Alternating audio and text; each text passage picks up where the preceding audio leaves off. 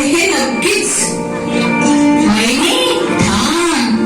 जावई हे ब्रह्मदेव हे नोकर हे तुमच्या जावयाचे.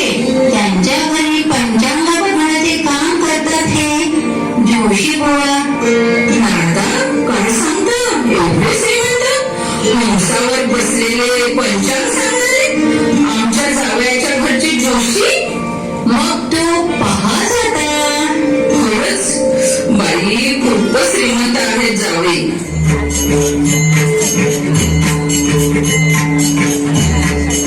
नारदा, आता मात्र तुम्ही मला काहीही म्हणू शकत नाही.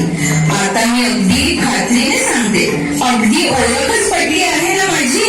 अहो, गरुडावर बसून येत आहेत, फार सुंदर देखणं रूप आहे. हेच आमचे जावई. महिने अशी उतावळी होऊ नको. अगं हे सावळे रूप, या गळ्यामध्ये वैजयंती माळा, हे तर भगवान विष्णू. हे तुमच्या जावयाचे प्रधान आहेत. त्यांचा कारभार बघतात हे. काय हे एवढे सुंदर सावळ्या वर्णाचे जावयाच्या घरचे कारभारी? खरंच बाई, पार्वतीनं नशीबच काढलं. हे एवढे सुंदर आहेत तर आमचे जावई कसे असतील? महिने तैराशीत मांडू नको. जावई यायचे आहे ना, ते जरा मागे आहे. येतीलच. आता बघ, ते येत आहेत.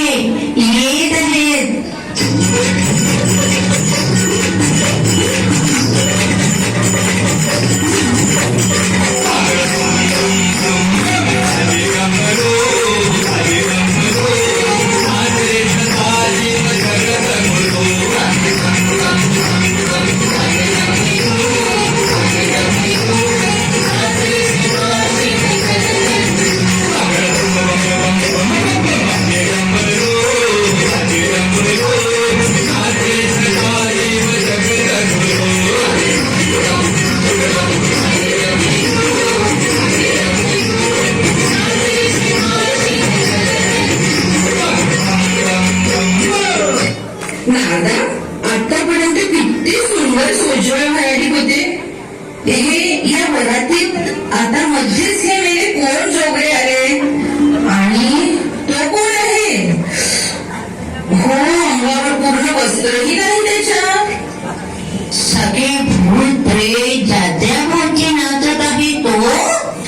हो, तोच. हा कशाला कडवडला मध्येच या वरातीत? कशाला म्हणजे?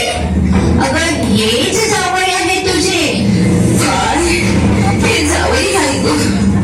महिने सांभाळ स्वतःला. चक्कर येऊन राहिली का तुला? सांभाळ स्वतःला.